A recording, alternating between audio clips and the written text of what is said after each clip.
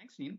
So, yeah, let's talk through attention metrics. Today, we're going to go over attention metrics, where they came from, where they're headed, what they actually are, and what they mean for us here at Harmelin.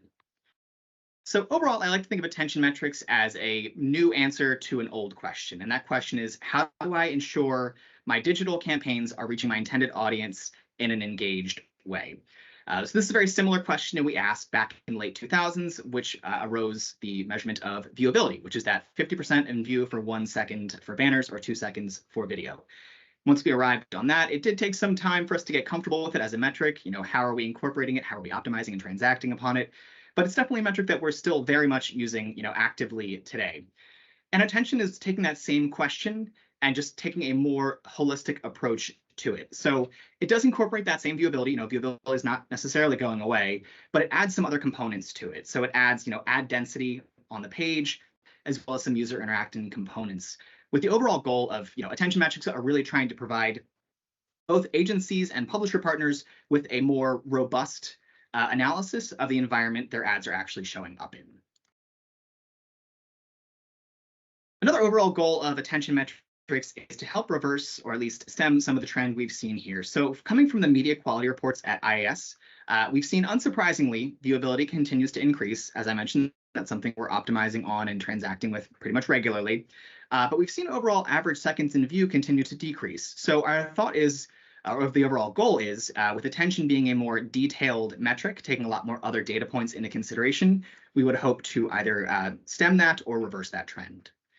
And attention measurement is definitely something that is very popular within the industry.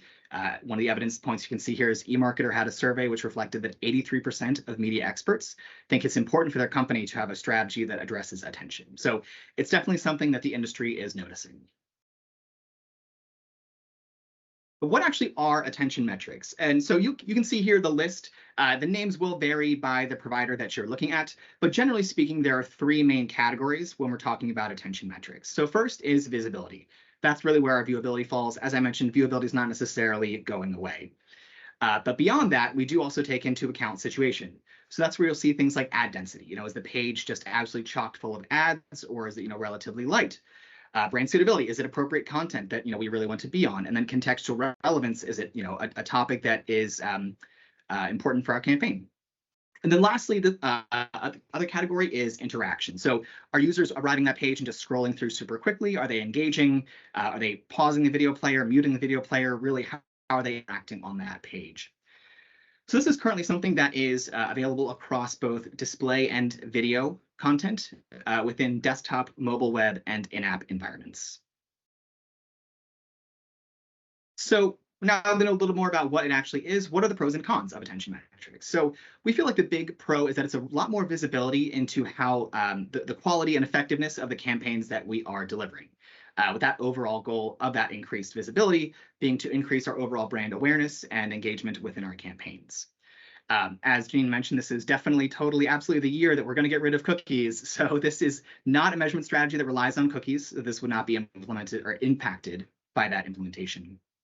But some limitations. So this is still a pretty new metric. It's something that the industry is still trying to figure out, how are we engaging with it. So there's not really a standard as far as how are we including it in terms and conditions. There's not a lot of tools as far as auto optimization goes. So it's still something that's very new. We're still trying to grapple with.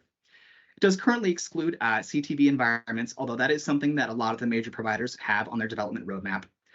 Although we do envision it will probably stop short of those walled gardens. So we don't expect this to be something that will translate into your Facebook or YouTube environments.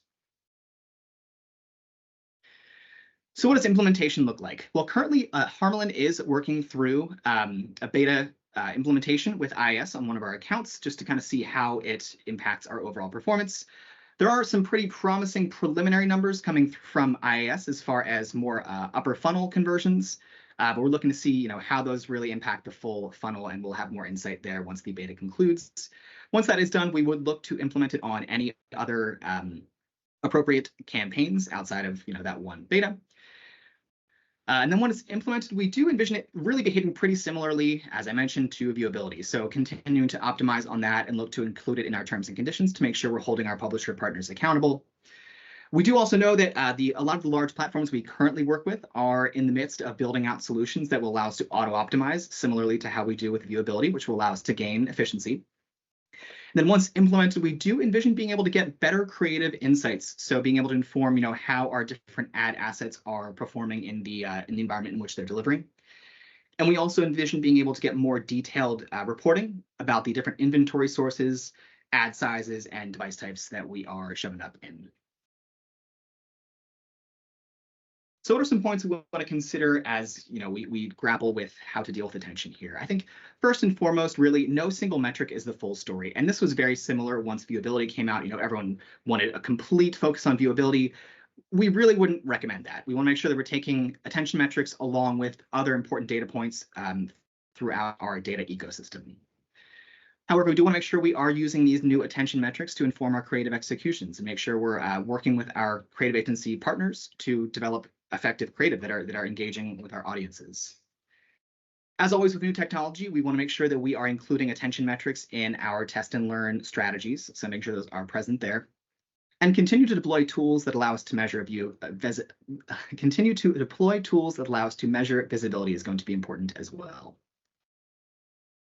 So what are the main takeaways here? Really, at this point, it's just kind of awareness. Attention metrics are definitely a powerful tool, but it's still something that the industry is continuing to grapple with. It's something here at Harmelin that we'll continue to keep an eye out and apply and kind of test as optimal. We are also going to keep an eye out on our partners who will continue to develop auto optimization tools that allow us to gain that efficiency. And lastly, as I mentioned, we want to make sure we're continuing to build out a robust test and learn schedule where appropriate.